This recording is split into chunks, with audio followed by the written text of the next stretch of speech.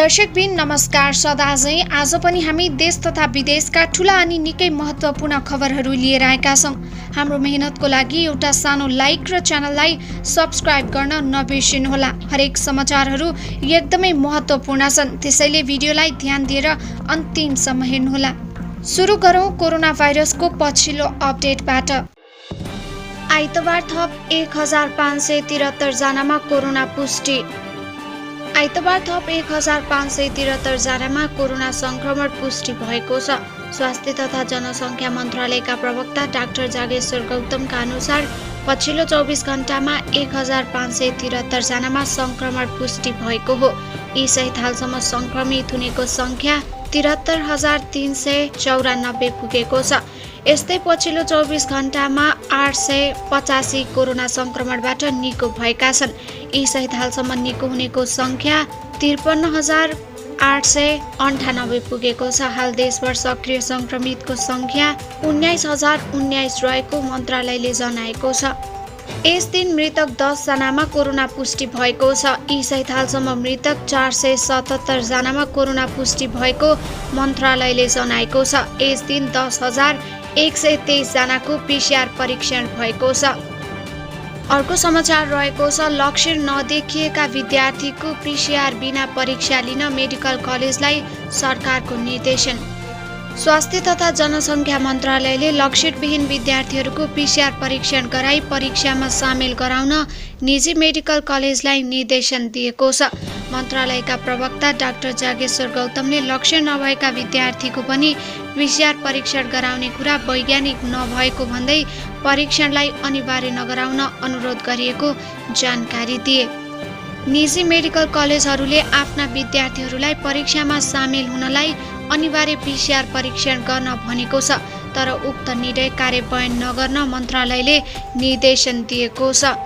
प्रवक्ता गौतमले सरकारले तोकेको प्रोटोकल भन्दा बाहिरका मानिसहरूको परीक्षण गर्ने कुरा अवैधानिक रहेको भन्दै सो कार्य गर्न नहुने जनाए। उनले कन्ट्याक्ट ट्रेसिङमा परेका व्यक्ति, फ्रन्टलाइनमा काम गर्ने र लक्षण भएका व्यक्ति बाहेक अन्यको परीक्षण गर्न नपर्ने बताए। यसैगरी अर्को समाचार रहेको छ विश्वका सबैलाई खोप पुर्याउने भारतीय प्रधानमन्त्री मोदीको बाचा। भारतका प्रधानमन्त्री नरेन्द्र मोदीले देशको भ्याक्सिन उद्योगले भाइरस विरुद्धको लडाईँमा सम्पूर्ण मानवतालाई सहयोग गर्ने बताएका छन्। संयुक्त राष्ट्र सङ्घको वार्षिक महासभालाई शनिबार सम्बोधन गर्दै मोदीले भारतको विशाल खोप उत्पादन उद्योगले कोरोना महामारी विरुद्धको लडाईँमा विश्वको सेवा गर्ने जनाएका हुन्। विश्वको सबैभन्दा ठुलो भ्याक्सिन उत्पादन देश भएको नाताले म विश्व समुदायलाई आज अर्को एउटा आश्वासन दिन चाहन्छु। आफ्नो रेकर्डेड सम्बोधनमा मोदीले भने भारतको खोप उत्पादन र वितरण क्षमतालाई सङ्कटको यो घडीमा पूर्ण मानव सेवाका लागि प्रयोग गर्नेछौँ। मोदीको यो प्रतिज्ञाले कोरोनाका कारण भर्चुअल रूपमा भइरहेको महासभा बैठकमा भ्याक्सिनहरूको सर्वसुलभ उपलब्धलाई लिएर पटक पटक उठेको चिन्तालाई छोएको छ। खोप निर्माणपछि कम र अति कम विकसित राष्ट्रका नागरिकहरूको पहुँचमा खोप नपुग्ने र विकसित र धनी राष्ट्रले मात्र खोपमा पहुँच पाउने विषयमा चिन्ता व्यक्त भएकोमा विश्वको सार्वजनिक ठुलो खोप उत्पादक राष्ट्र भारतका प्रधानमन्त्री मोदीको यो सम्बोधन महत्त्वपूर्ण मानिएको छ। अर्को खबर रहेको छ मुगुमा सीमा क्षेत्रका विद्यालय खुले। नेपाल चीन सीमा स्थित मुगम कार्मारोङ गाउँपालिकाका सामुदायिक विद्यालयमा 6 महिनापछि पठन पाठन सुरु भएको छ। गाउँ कार्यपालिका बैठकले विद्यालय खुलाउने निर्णय गरेपछि मुगु, डोल्फु, चितौ लगायत गाउँका विद्यालयमा पढाइ सञ्चालन भएको हो। मुगुमा कोरोना संक्रमण नदेखिएको भन्दै विद्यालय खोल्ने निर्णय गरिएको हो। कोरोना महामारीको डरले बन्द भएका विद्यालय झन्डै 6 महिनापछि खुलेको मुगु गाउँका शिक्षक पासाङ तामाङले बताए। उनका अनुसार चितै र डोल्फुका सबै प्राथमिक विद्यालय खुला गरिएको छ। अर्को समाचार रहेको छ डाक्टर केसीको स्वास्थ्य खस्किँदै। स्वास्थ्य क्षेत्र सुधारको माग गर्दै अनसनमा रहेका डाक्टर गोविन्द केसीको स्वास्थ्य अवस्था खस्किँदै गएकाले कुनै पनि समय आइसियुमा भर्ना गर्नुपर्ने स्थिति आउन सक्ने चिकित्सकहरूले औल्याएका छन्। उनको मुटुको चालमा गडबडी देखिए वा संक्रमण भए स्थिति जोखिमपूर्ण हुने चिकित्सकहरूको भनाइ छ। अनसनको 13 दिन भइसक्यो। सरको स्वास्थ्य स्थिति उच्च जोखिममा छ। कुनै पनि समय आइसियु लग्नुपर्ने स्थिति आउन सक्छ। उपचार टोलीका संयोजक डाक्टर सुभाष प्रसाद अर्यालले जनाएका छन्।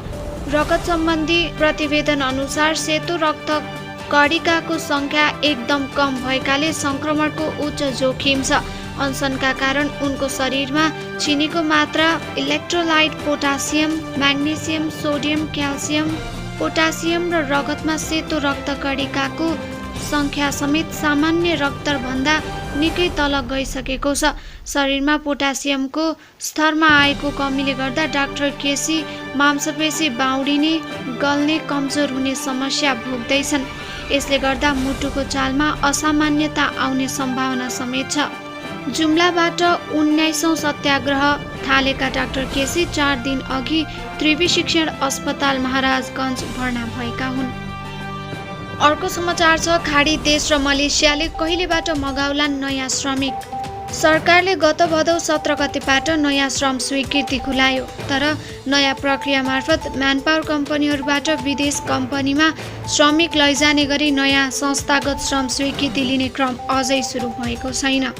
वैदेशिक रोजगार विभागका महानिर्देशक कुमार दाहालका अनुसार व्यक्तिगत पहलमा व्यक्तिगत रूपमा नै भिसा ल्याएर नयाँ श्रम स्वीकृति लिनेहरू सीमित छन्।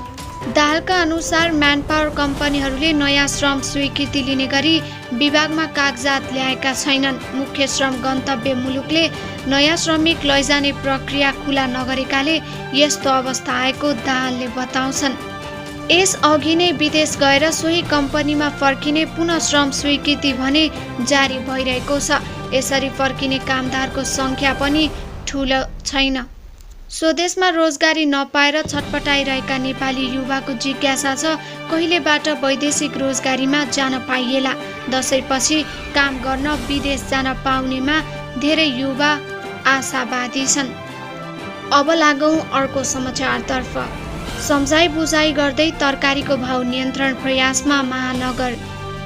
केही दिन अघि उद्योग वाणिज्य तथा आपूर्ति मन्त्री लेखराज भट्ट ग्राहक बनेर प्याज किन्न बजार पसे।